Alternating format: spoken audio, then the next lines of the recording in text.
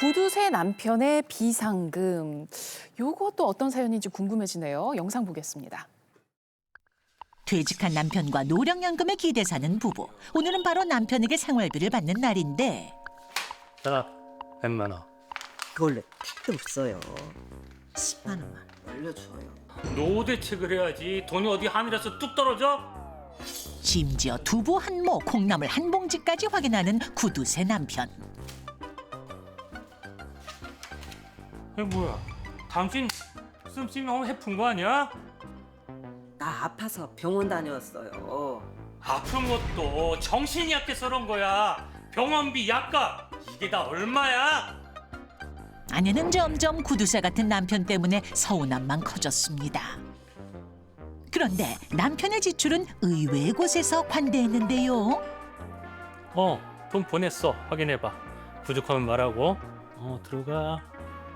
남편의 수상한 전화에 뒤를 캐기 시작했습니다. 알고 보니 어렵게 사는 시동생 집 사는데 보태주고 연로한 시아버지 요양원비까지 남편이 돈을 전담한 건데요. 1,000만 원? 어디 그뿐이랴. 수천만 원이 든 비상금 통장에 갑자기 날아든 재산세 고지서까지 자신도 모르게 사둔 땅도 알게 된 건데요. 당신 이게 다 뭐예요? 거지처럼 살게 하더니 이게 다 뭐냐고! 이 여자가 미쳤나? 아니 내 돈 내 피부치한테 돈 보내주는데 내가 왜 당신한테 욕을 먹어야 돼? 그게 다가 아니잖아요. 내가 모르는 통장, 땅 이게 다 뭔데? 남편이 그렇게 못 믿고 의심하는 여자하고 나 더 못 살아. 당신 바로 집 사서 나가. 나가긴 내가 왜 나가? 위자료 청구할 거고 재산 반 나눠서 주기 전에 절대 못 나가. 재산 분할? 이거 전부 다 내 명의로 돼 있는 건데 당신이 나눠 가질 수 있을 것 같아? 구두쇠 남편의 숨겨진 비상금. 아내는 재산 분할을 받을 수 있을까요? 제가 볼 때 이 남편분은 뭐 구두쇠, 자린고비, 스크루지 이런 건 아니고요. 그냥 쫌팽입니다. 정말 잘못됐습니다. 아내분이 화가 날 만하긴 한데 이렇게 경제권 때문에 황혼 이혼을 결정하시는 분들이 어떻게 좀 많나요?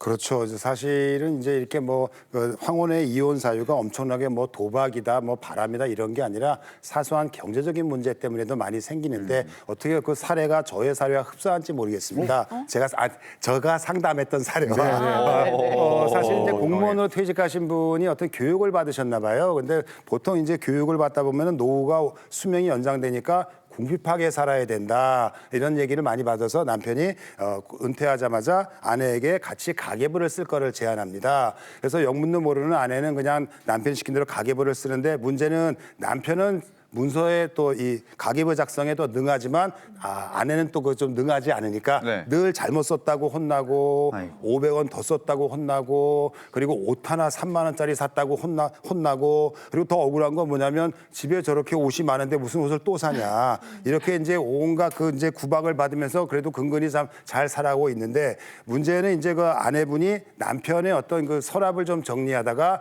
남편이 적어둔 통장과 그리고 가계부를 발견합니다. 그 가계부를 우연히 보다가 자기가 혼나던 시절에 그 날짜를 살펴보는데 그때 혼나던 시절에 아꼈던 그런 돈들이 시댁의 어떤 생활비로 가고 또 그 시댁의 어떤 돈으로 건너가고 그리고 남아있는 돈이 좀 큰 돈이면 알았을 때 거기서 오는 어떤 배신감, 분노 이런 것 때문에 아내는 더 이상 참지를 못하고 바로 이혼을 신청하게 되는데 의외로 황혼이 되면 이런 사례들이 많다라는 것을 말씀드립니다. 아니 남편분이 돈 아끼고 뭐 구두쇠인 게 일관성이 있으면 모르겠는데 아내한테는 그렇게 인색하게 구는데 또 시댁 식구들한테는 되게 후하단 말이죠. 네. 이건 아내 입장에서 되게 서운하죠. 맞습니다. 이런 분들은 실질적으로 굉장히 가부장적이고 폐쇄적인 분들이 많습니다. 가족을 위해서 되게 헌신하고 열정을 쏟아붓는 것 같지만은 부인에 대한 그 가족의 정의가 다릅니다. 부인은 출가 외인이고 본인의 부모로부터는 독립해야 될 사람이고 우리 시댁과 우리 가족에는 종속되고 편입돼야 될 사람. 즉 이제 본인 집안 소유의 개념인 거죠, 부인이. 그러다 보니까 이제 많은 이혼 문제가 발생하는데요. 이게 이제 전통적인 가부장상이죠. 예전에는 이게 어느 정도 도움이 됐습니다. 먹고 살기 힘든 시절에 자녀가 5명, 6명 될 때는 부인이 양쪽 집안을 신경 쓸 수가 없어요.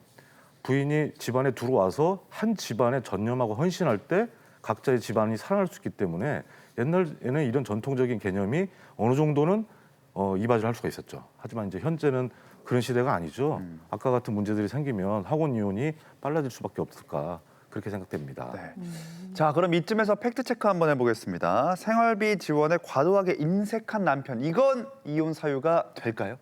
될 수 있습니다. 특히 사례에서 부인의 병원비에 대해서 뭐라고 하는 경우가 있어요. 이 경우에는 정말 모욕감을 느낄 수밖에 없거든요. 그리고 나의 노후를 이 남편과 같이 할 수 있을까라는 근본적인 질문을 던질 수 있기 때문에 이건 이혼 사유로 인정될 수가 있습니다. 그러면 아내 몰래 시댁에 긍정적인 지원을 한다거나 뭐 재산을 축적한다거나 이런 건 또 어때요? 사실 이제 시부모님께 보낸 것이 기본적으로 남편은 선인데요. 여기에 대해서 뭐 장인 장모에게도 똑같이 그렇게 했다거나 그리고 그 부분에 대해서 아내에게 미안한다면 이혼 사유가 될 수 없지만 지금 화면에서 보인 남편의 태도는 내가 번 돈을 당연히 시댁에 당신이 무슨 상관이야 이렇게 하고 있단 말이에요. 그럼 이혼 사유가 될 수 있습니다. 또 남편이 또 재산 다 내 명의로 돼 있는데 이거 넣어줄 재산이 어디 있냐 막 이렇게 대사를 했거든요. 네. 이런 거 들으니까 또 재산 분할 좀 궁금해지지 않습니까? 아, 재산 분할. 뭐 저는 이혼할 생각이 전혀 없지만 뭘 결혼도 안 했습니다만 아무튼 뭐 알아봐야 되지 않겠습니까? 저도 뭐 궁금증은. 궁금하진 않은데 일단 들어보려고요. 근데 왜 눈이 그게 반짝반짝하시죠? 궁금한 게 아니라 알려드려야 될 것 같았습니다. 네, 네. 전달 확실하겠습니다. 예, 그렇다면 이 김재롱 씨를 위한 첫 번째 궁금증 보겠습니다. 자, 개인 명의로 숨겨둔 재산은 재산 분할 안 된다. O 아니면 X. 자, 뭘까요? 저를 위한 질문인가요? 예. 그래도 제 명의로 돼 있는 건 제 거 아닙니까? 자, 어떻습니까?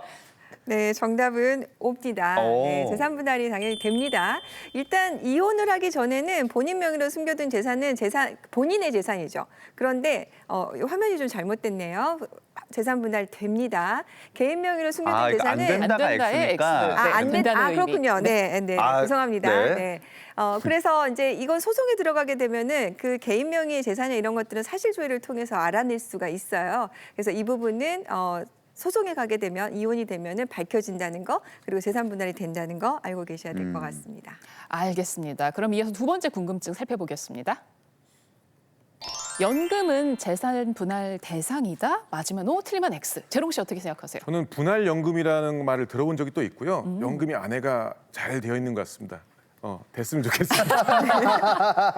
네, 어때요? 네, 맞습니다. O입니다. 네, 이제는 뭐 연금에 대해서 많이들 알고 계실 것 같은데요.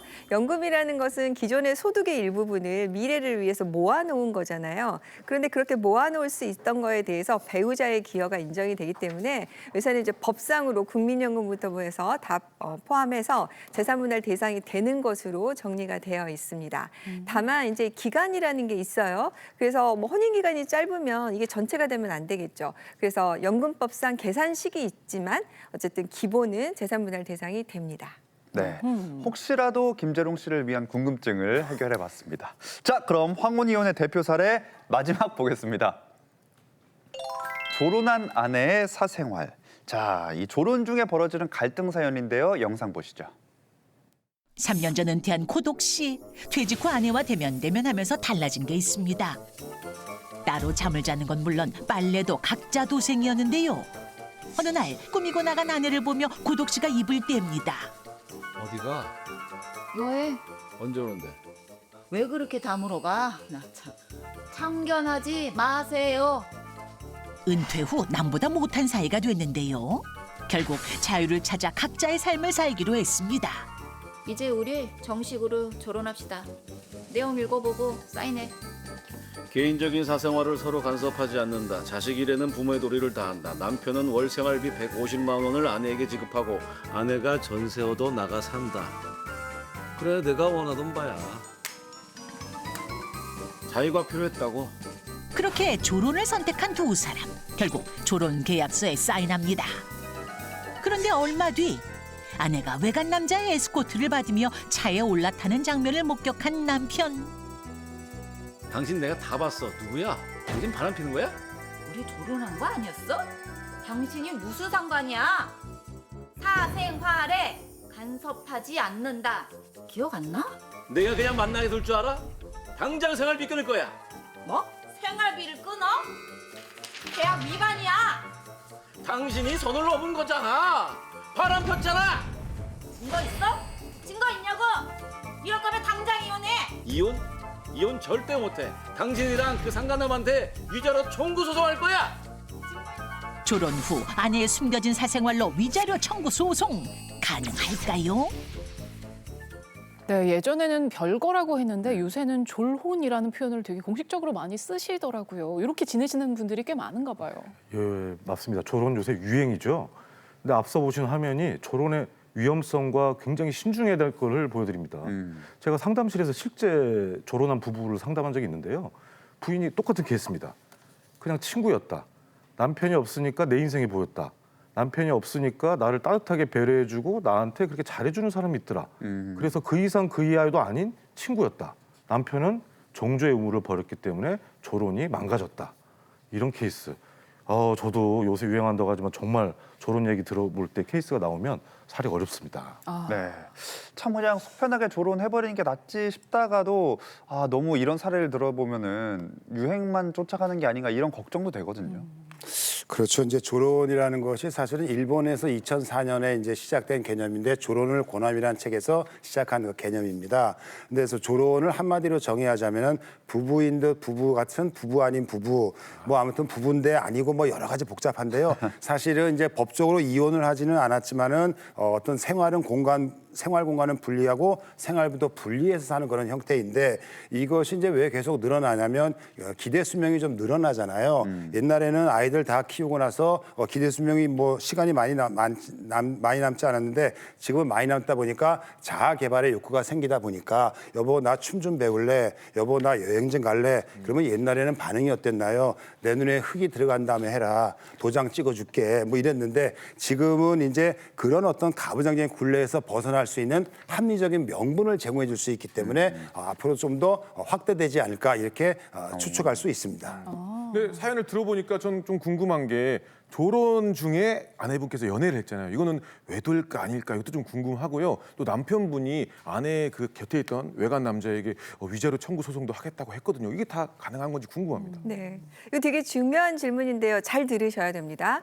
자, 첫 번째, 저렇게 차를 같이 타는 것만으로 바로 외도를 했다, 뭐 연애를 했다 이렇게 볼 수는 없어요.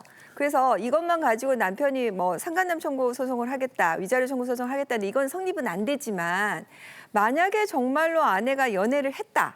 라는 걸 전제로 해서 답변을 드려보겠습니다. 그럼 원칙적으로는 외도가 될 가능성이 매우 높습니다. 그러니까 졸혼이라는 것은요, 법적으로 이혼은 안 됐지만 그래도 여전히 부부거든요. 그래서 두 사람 사이에 뭐 사생활에 대해서 간섭하지 않겠다, 뭐 연애를 해도 된다라고 합의가 되어 있지 않은 이상은 여전히 부부로서의 정조 의무를 부담하고 있어요. 지금 사연에서 보면은 뭐 생활비를 주고받는다는 내용까지 들어있는 걸 보면 아직까지 부부로서의 관계에 대해서는 두 사람이 인정을 하고 있는 거거든요. 그래서 이 경우에 이제 외도로 인정이 되고 위자료 청구가 이혼 사유가 되고 위자료 청구를 한다면 위자료가 인정될 가능성이 매우 큰데 이런 경우가 있어요. 졸혼을 하는데 별것까지 이르게 되는 경우가 있거든요. 이 경우에는 별것까지 이르렀다면 당사자 사이에 서로 정조의 의무가 없다. 아니면은 있다 하더라도 별거에 이미 이르렀기 때문에 이 사람 때문에 혼인을 파탄되었다고 볼 수는 없다라고 해서 법원이 별거가 있는 경우에는 위자료를 인정하지 않는 경우가 있습니다. 야, 참 졸혼 정말 복잡합니다. 저희가 관련한 사연을 이번에는 또 무물극장으로 준비를 해봤는데요. 김소리 아나운서와 김재롱 씨가 준비하고 있습니다. 자, 레디, 액션! 결혼한 지 20년 된 50대 부부입니다. 남편은 늘 저를 돈 쓰는 사람 취급했지만 일이 힘들어서 그러려니 했어요. 그러던 어느 날 봄이 성큼 다가왔는데 왜 내 가슴은 아직 시린 건지 모르겠어. 왜 그러지? 여보, 그래서 말인데 나 그냥 선물 하나만 좀 해주면 안 될까? 갑자기? 응. 아무 날도 아닌데? 그러니까 뭐 큰 선물 바라는 건 아니고 작은 선물이야. 뭐? 졸혼. 선물해줘. 졸혼. 뭐? 졸혼 선물해달라고. 그게 네 집 개 이름이야? 진짜 개 이름 얘기가 왜 나와? 나도 이제 내가 번 돈 내 마음대로 쓰면서 혼자 한번 살아보고 싶다. 꿈을 펼쳐보고 싶어. 너무 답답했어. 그러니까 내 집에서 나가주면 안 될까? 아니, 당신이 일하는 동안 나는 놀고 먹은 줄 알아? 내가 쓰면 안실인 줄 알아? 어디서 졸혼이야? 난 그런 거 절대 못해. 제발 옆에서 잔소리 좀 그만하고 자기도 이제 독립 좀 하자. 내 진짜 가장의 이 짐, 이 어깨 무거운 거 벗어 던지고 싶어. 도와줘. 선물 줘. 졸혼. 어깨가 무거운 거 스모근이 뭉쳐서 그래. 좀 마사지 받고 풀어봐. 풀어서 생각도 쓰면서. 정말 시부모 병수발에 살림, 육아, 내조까지 평생을 해왔는데요. 청춘을 다 바친 저에게 이제 와서 집 나가서 혼자 벌어먹고 살라니 이게 말이 되는 겁니까? 야, 이게 무슨 봄이 왔다고 가슴이 시리다고 갑자기 그냥 나가라고 하는 거는 좀 너무한 거 아닙니까? 예, 말도 안 되는 일이 벌어졌죠. 네. 예, 오히려 이렇게 너무 말도 안 되는 일일 때는 다른 속마음과 뜻이 있을지도 모른다는 생각이 좀 듭니다. 오호. 네, 이 5, 60대 졸혼을 재촉하는 남성분들의 속마음이 이런 경우가 많습니다. 남성 갱년기가 왔어요. 중년 우울도 좀 온 것 같은데 체력도 떨어졌어요. 그리고 돈 버는 기회같이 살아와서 허무해요. 그런데 또 짐도 내려놓고 싶고 그만하고 싶기도 하는데 은퇴를 앞두고 있어요. 이 복잡한 중년 남자의 마음들이 복합적으로 일어날 때 중년 남성들은 근데 우울하고 힘들어하는 얘기 못합니다. 뭐라고 얘기하냐면 괜히 길 가던 돌멩이를 깡통 차듯이 저런 얘기하면서 그 감정을 폭발하고 여기다 적개심을 드러내는 거죠. 실제로 결혼을 원할 수도 있지만은 그게 아닌 경우에 속마음도 있을 수 있다. 50, 60대에 결혼을 종용하는 남편의 속마음. 한번 이것도 고려해볼 만합니다.